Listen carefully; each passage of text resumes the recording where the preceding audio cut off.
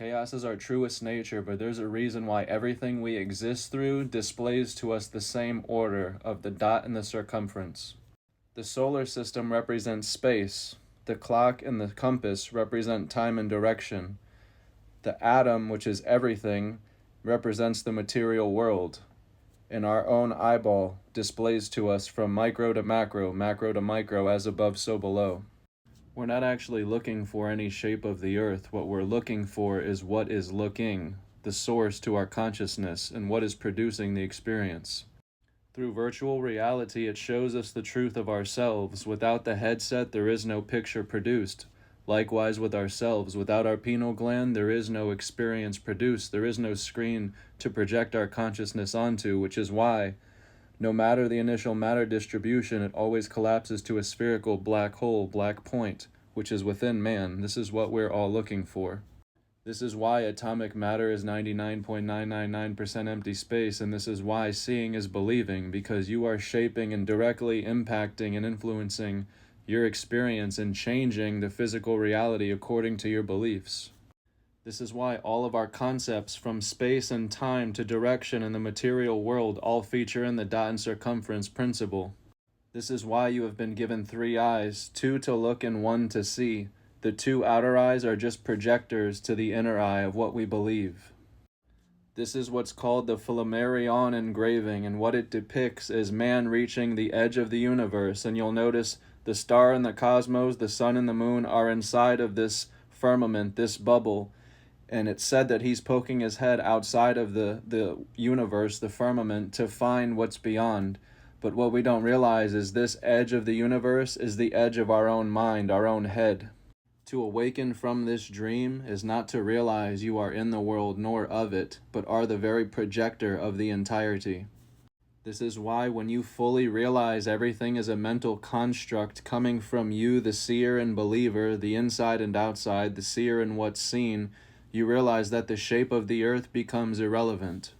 This is why in the book of Matthew, which was likewise written by you, because all is one, we are all God, we are all the same witness to all of these incarnations, this is why you wrote, this is why I speak to them in parables, though seeing they do not see, though hearing they do not understand. What we don't realize is as much as many of us want to know truth, it comes at the ultimate price of facing the ego death, facing yourself beyond your own familiarity and comfortability. This is why letting go is the hardest part and the final piece to your veil. Losing your loved ones or your family members in death is not the final frontier. The final frontier is you mourning yourself, you facing the loss of yourself, what you assumed to be yourself the whole time. Your loved ones are only veils, pieces to your ultimate identity, which you have made up and memorized, but you face them in the time of death because it's preparing you to shed that final piece, which is who you believe you are. You lose yourself and find yourself in the spiritual journey, which is why the person that goes into the spiritual journey is not the same one who comes out, because when you come out, you aren't coming out at all. You realize what you have always been and what always is. To be human is to be the body. To be spirit is to be the soul. But to be God is to be nothing, for nothing is everything, and everything is nothing. Once you realize yourself as the entirety, you won't need to hold on to anything or anyone, for you realize you are all of them at one place, one time, in one presence, which is the now. The spiritual journey is not meant for you to get stuck on the shapes of the earth or under this idea that you are being deceived or lied to by your governments or NASA or whoever, but it's to inevitably realize that you yourself have hidden something here from yourself, which is why we say all the time there has to be something more than this. You know, there has to be more to reality or to who we are, and deep down we know there is. Every position in space, every time, and every direction has been you the whole time. It always goes back to you, which is why the dot and circumference principle is in everything we've brought order to. As much as we try to bring an order to this material world and everything in it, it always reveals us back to ourselves and reminds us who we truly are, that chaos is our truest nature. Which is why this world is often referred to as a mirror verse, because it is only the mirror facing the mirror the whole time. We believe with full conviction that we are a human being in one place and one time, so we project space and time into the screen of our own consciousness. But what we don't realize is what we mistakenly call the world is nothing but the screen to our own consciousness for us to appear and essentially disappear through. But when you awaken to yourself as the many through the one itself, you realize that there is no space, no time, no separation, that it is you this whole time you've been searching for.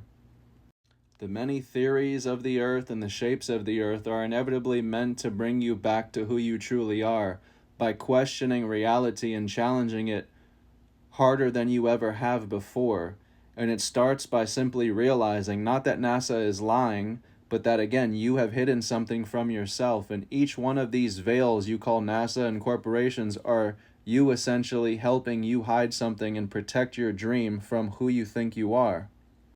It's like playing a fun game with yourself, hide and seek. You have hidden something here and you've used various veils, names, and corporations to help assist in hiding this dream and supporting this dream of you being in one place and time, which is why they tell you you're suspended in space shooting through an abyss, because inevitably it will lead you back to this fixed point which has been you the entire time.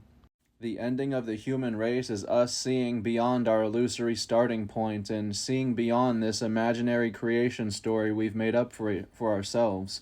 When the human merges with its creation, the singularity is revealed and what it becomes no longer identifies as human. We are witnessing our own evolution, the universe becoming self-aware through forms and labels all appearing separate but realizing one I am. Soon our human inventions are going to surpass our human capabilities, which means we will no longer be able to play small and identify with the human being, the human idea, because we will have seen ourselves beyond and be brought to a point of no return where we have to admit to ourselves at last who we truly are here. The same way we have perfected Atari and Sega Genesis into the Xbox, the PlayStation, graphics which are almost indistinguishable from our reality here, is the same way we will inevitably perfect the artificial intelligence, and the two will merge into a single unity of one presence. We argue that, an artificial intelligence doesn't have lungs, doesn't have a heart, doesn't have the same intelligent system and organic creation that we have here, because we argue we have a spirit or a soul. But once we see ourselves beyond these concepts, we realize ourselves in all things. There is nothing to fear but fear itself. Remember the mirrorverse. It will only mirror back to you who you believe you are. So you will only face your fear in accordance to who you believe you are. So we're terrified of artificial intelligence ending our race or replacing us, which can never actually happen. What will happen is it ends the dream. It ends the idea that we are this organic being created from God, and this is a superficial being which we have created. Soon it will be indistinguishable to tell, because everything is God. Everyone is God. We're all God, which is an energy that cannot begin or end, which cannot be destroyed, only transferred, which is why there is no starting point. We are infinite, and that is our truest nature, is chaos. And us inevitably realizing our infinite being will also end all wars with mankind. Who came first, the black or the white? Who is the first and organic man? There is no first or starting point. We do not exist in a sequential order, from first to last, beginning or end. The two are one and the same. All duality mirrors back to us our split brain. Death is an illusion, so if you cannot die, you cannot begin. If you have never ended, you have never began, which is why what you thought was your last breath is only your first, because every incarnation is you. Secret societies aren't hiding anything from mankind. It is mankind, you, that is hiding something from yourself. And the secret is so reality-shattering that these secret societies began as open foundations trying to expose this truth and bring it to light through people, but they were mocked and laughed at the same way people mock and laugh this information today, which is why they turned into secret societies, people that were willing to pay the ultimate price of the ego to see into the truth of their infinite nature, which is again reality shattering. It's not for everyone. Spirituality is about facing the end of time, the end of the individual, of separation, and in a single second experiencing and embodying eternity so that you realize it's been you the whole time.